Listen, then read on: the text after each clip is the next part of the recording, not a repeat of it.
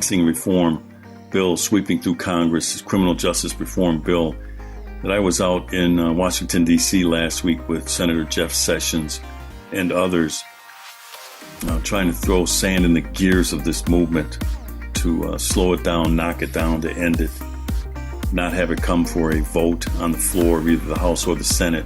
It's a very criminal-friendly bill.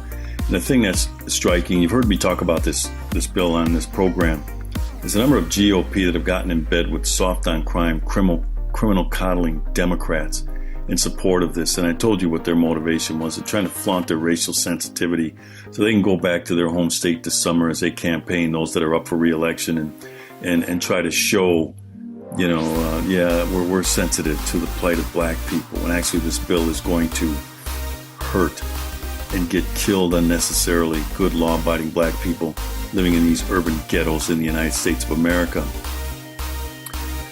So during Police Week, I mean, the audacity of the left just it never stops amazing me. Congresswoman Gwen Moore. She's from Wisconsin. As a matter of fact, she is in my congressional district. So she's my congresswoman. The woman is a tree stump. The woman is one of the most irrelevant members of Congress. She gets nothing done. She's a part of no large policy discussions in terms of the shape of the country. She's a race baiter, and she'll carry the ball for the left on playing the race card. So she comes up with this idea. She proposes that police get de-escalation training and that we create a national use of force standard with local law enforcement. So here's from the story in the Washington Post by Wesley Lowery. Legislation set to be introduced to Congress on Thursday would create a new national standard for when police officers can use deadly force and require police academies to teach officer de-escalation techniques.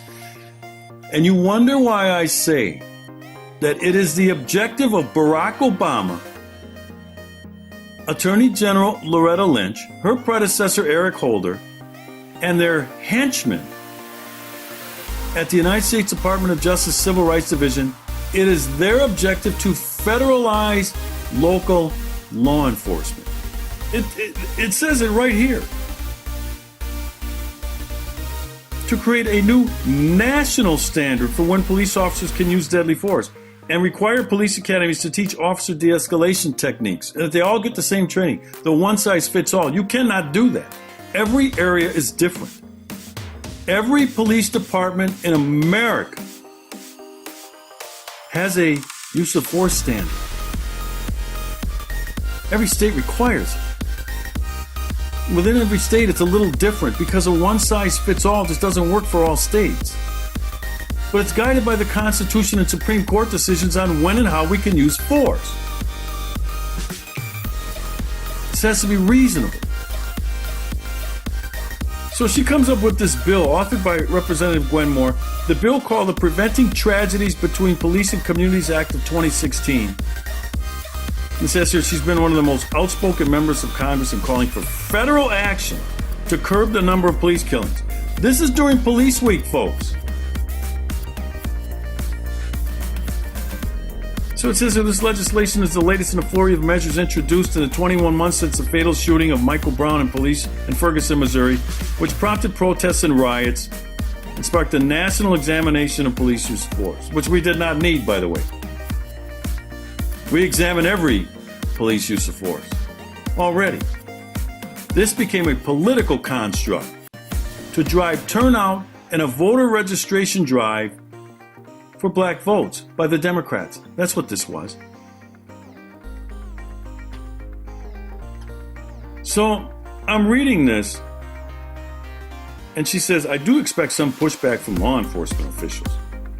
Then you got this useless guy from the Police Executive Research Forum, Chuck Wexler, who kind of goes along with it. Improvements in training, which are the focus of this bill, are a key element of what we're working on. He shouldn't be working on his crap.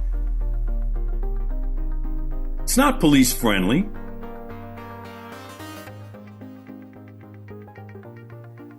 And so I responded to this, and trust me, you won't see this in the mainstream media because they won't like the tone of it, but I'm going to read it to you.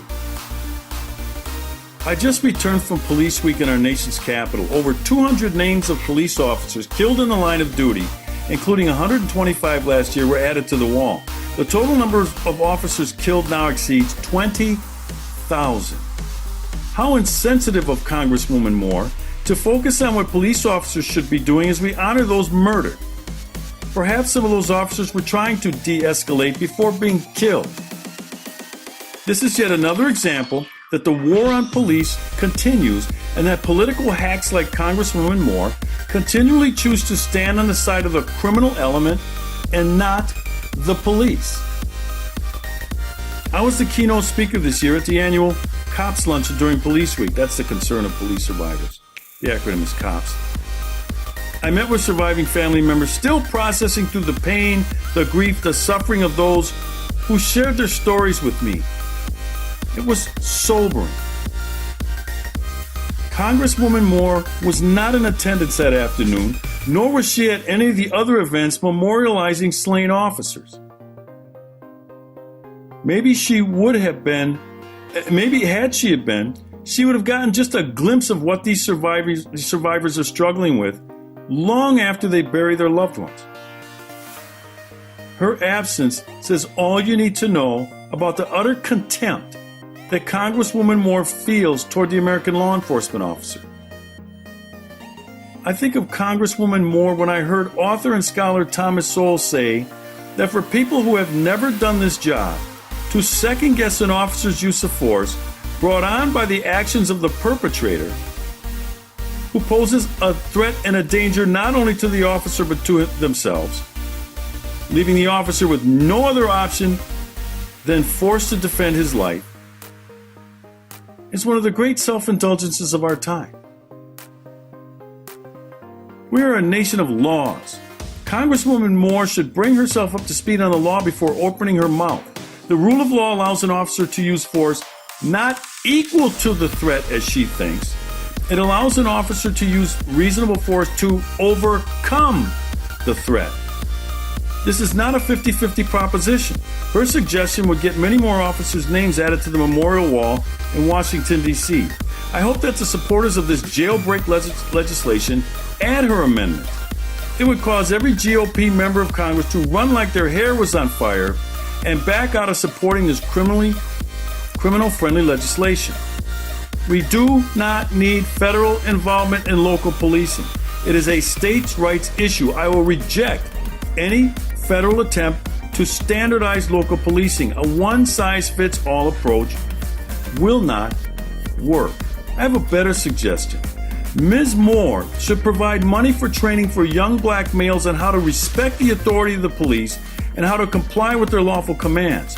This is usually a role left to fathers, but effective fatherhood and other positive role modeling is in short supply among the underclass in the ghetto. My advice to Congresswoman Moore is to focus on the pathologies that lead to so much police intervention in the American ghetto, including fatherless children, generational poverty, school failure, massive unemployment, and other questionable lifestyle choices, all the result of failed liberal policy. When she figures this out, there will be less need for the police in the black community, fewer police interactions, and fewer tragedies that result from those interactions. Congresswoman Moore.